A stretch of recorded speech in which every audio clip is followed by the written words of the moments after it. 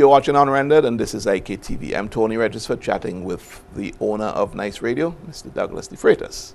We're into our final segment, so let's see what we can get through here, Dougie. Yes. Let's talk about the strong character, indefatigable E.G. Lynch. This is the man who defined your station, over the last, from 2001, the New Times program. I'm sure if you took a poll, you'd find that that may be the most listened to. 81% listenership. The most listened to program, if not nationwide, definitely on your radio station. Yes? Looking back at some of the issues with Lynch, especially the one where judgment was ruled in favor of Dr. Gonsalves. Looking back at some of the stuff that may have happened with Matthew Thomas and Junior Backus and whoever else, do you feel that, or do you wish that you were in a position to not have allowed it to go that far?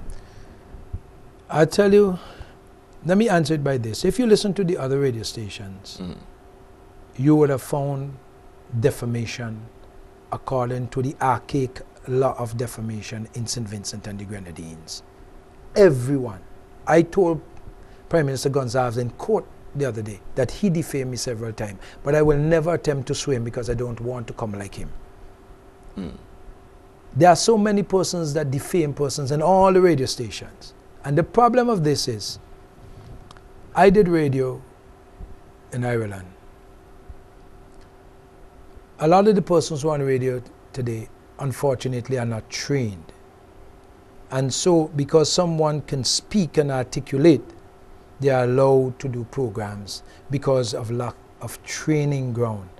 And it's sad that our technical college and community college carries no program in this area for broadcast. So maybe that's a suggestion that they can take up, yes. So you find yourself between the rock and the hard place, because to find someone with the gumption, I use, to stand up and speak boldly, it takes a lot of character. Yeah. Unfortunately, because you are not trained, you don't quite understand how the law. And I have to say, I admit this, and I say this, I believe that the NDP legal persons did not spend the time knowing what can happen and has happened in coaching E.G. Lynch in terms of how the legal matters work and really giving him that solid advice. But a lot of things are forgiven based on the culture of the country, but it is the only country. Sir James has been defamed so many times, even by the very Prime Minister, today sitting Prime Minister Gonsalves, so many times. So many persons have been defamed. You never heard these people taken. This is the first Prime Minister in the whole region has taken so many cases to court with them. Something has to be wrong. It means that he just don't want anybody. You look at what people say to Obama and about Obama and all these people. You look at some what people say about the Prime Minister, now sitting Prime Minister in Trinidad. I heard some terrible things on the radio. And that's why the media in Trinidad is against now Jack Warren and them buying up some newspapers and radio stations, because they are saying this is wrong. When you put that in the power of government people, you are going to destroy the whole media. But in St. Vincent, we have government people owning radio stations. In your mind, Dougie, the media, the whole scene of the media, there was a panel discussion not too long ago hosted by the community college in terms of the roles and responsibilities of the media and the civic society, civic roles and responsibilities of the media. From where you sit, do you think that the media in general lives up to its civic responsibilities? I think so. I think the media, with its limited resources, in St. Vincent and the Grenadines have done a marvelous job. Not that they make mistakes and they do some foolish things, but you have to understand the limitations, and the limitations come from a financial limitations where you cannot put into place all the necessary checks and balances and resources and resource personnel and so forth. People see Larry King live and they say, oh, great. Larry King has 50 persons working with him, a research officer, and everything is in his place. You come to do a program, Tony, and you are the resource person. You may ask a few questions here that people may help you, but generally you are the presenter and you are the resource person. And so the difficulty about the media in St. Vincent is because we are in an economic zone that doesn't lend itself for prosperity. You take, for instance, you have a radio station in St. Vincent may only generate $30,000, $40,000 a month. Electricity alone is $9,000, $10,000 a month. In Trinidad, I know stations that generate $1 million a month. Right. So the economy is a scale already. And that's what it brings me back to the issue of judgments.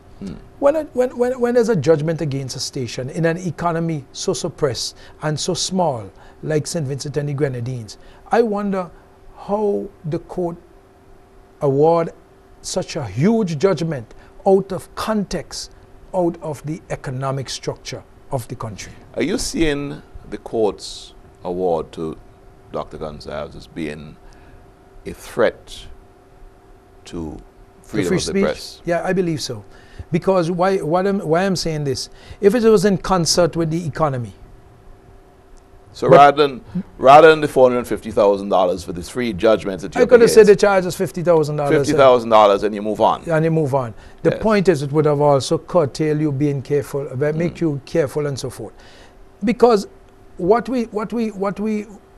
in a global market, but we still want protection for our bananas. I just use this as a quick thing, right? Because our scales of economic doesn't permit us to produce like Latin America, so we suffer.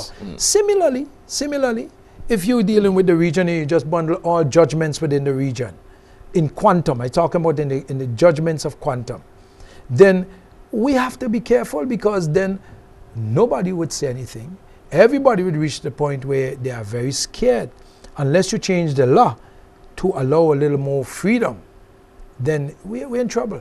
Supposing E.G. Lynch recovers sufficiently to reappear on the radio station, would you feel comfortable?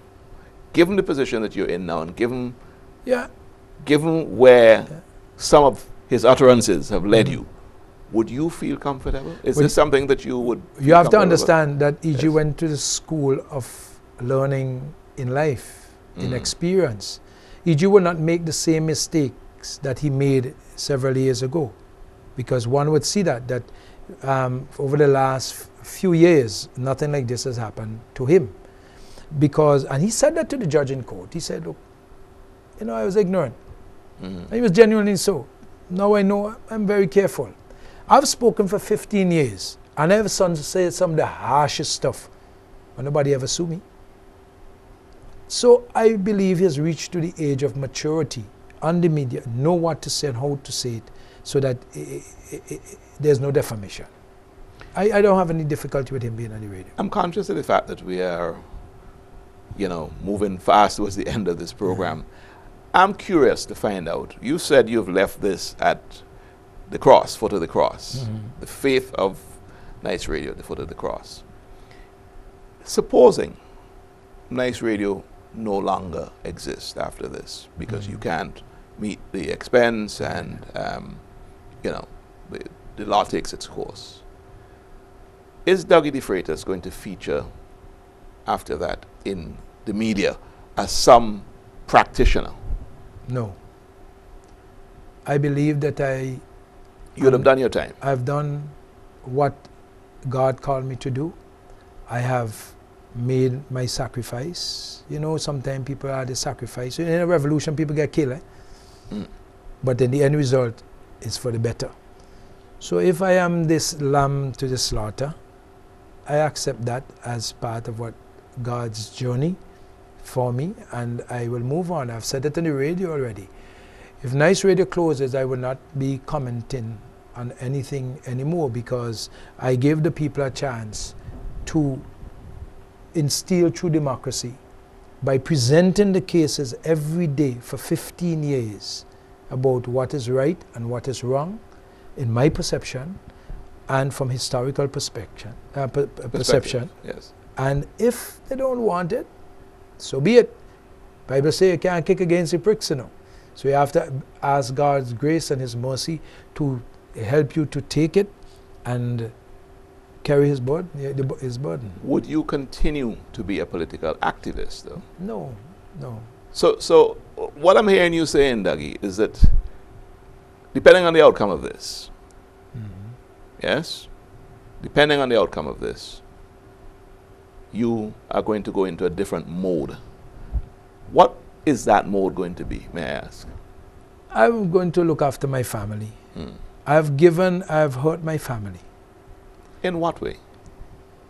In that whatever I do or did had serious impact on my family life. Yes. One of the sweetest thing that happened to me, my little boy came. He said, Dad, here's my piggy bank. That's for Ralph. Give him that, and that's plenty of money that you could pay him. Right. He came back yesterday. He said, Dad, I'm going to have a lemonade sale and a yard sale. And today, he went round to some construction men who constructed a house there, and he got his mother to mix lemonade. I can't quench his spirit. Right.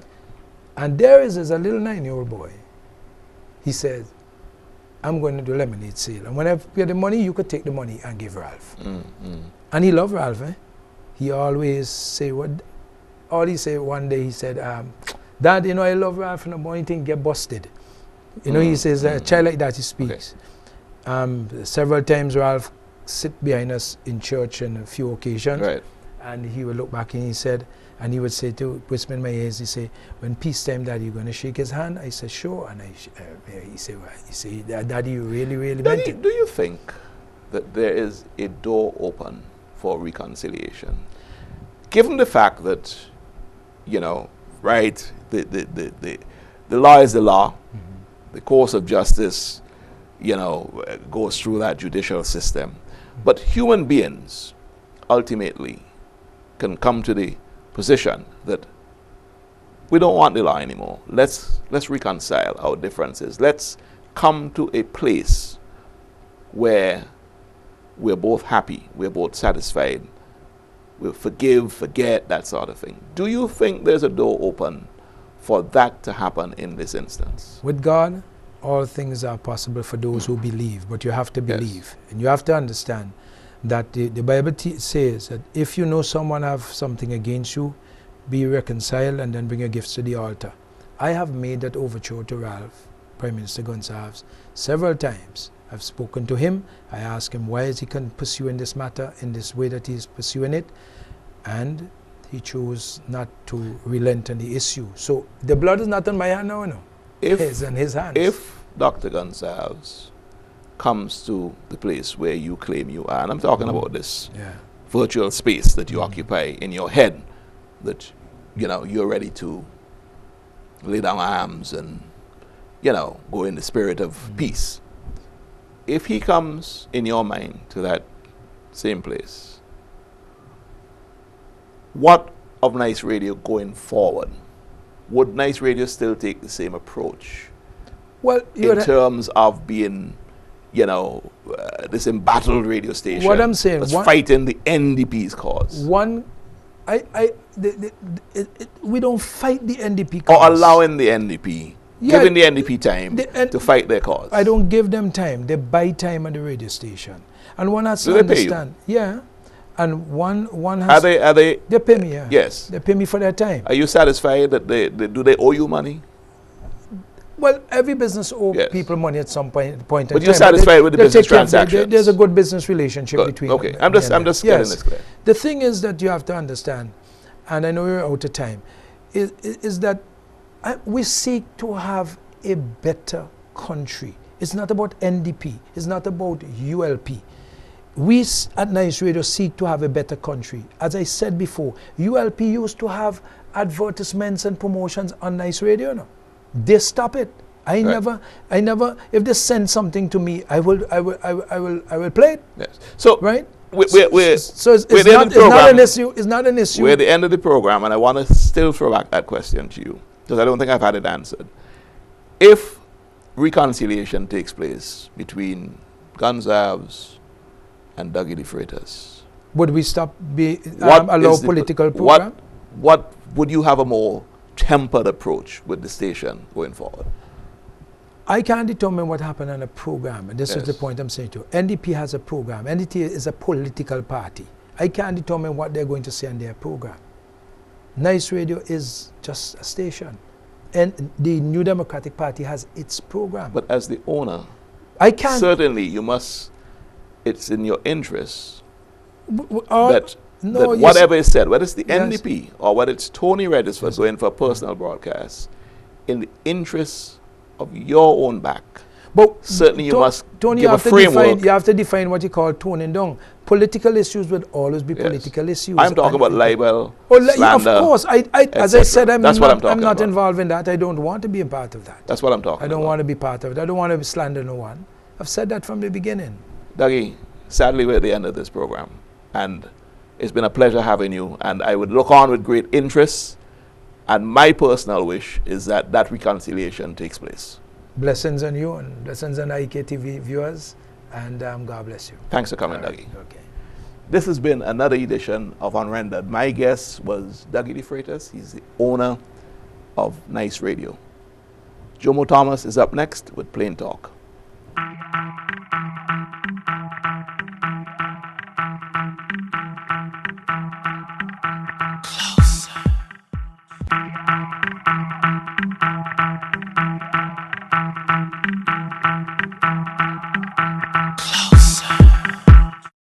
I am Jomo Thomas, and this is Plain Talk.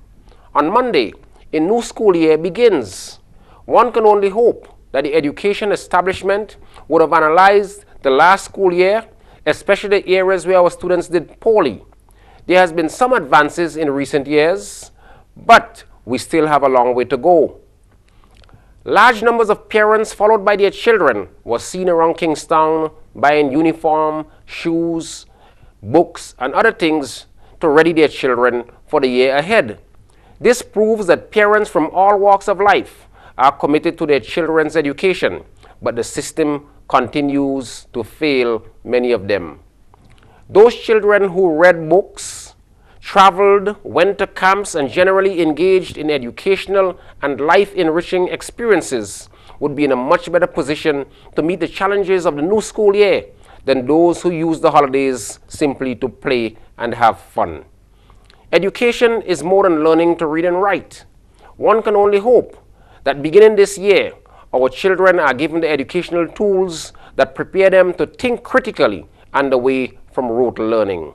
In addition, a concerted effort and commitment aimed at dismantling the Eurocentric edifice on which our educational system is built will go a long way towards preparing our people for the nation-building challenges ahead.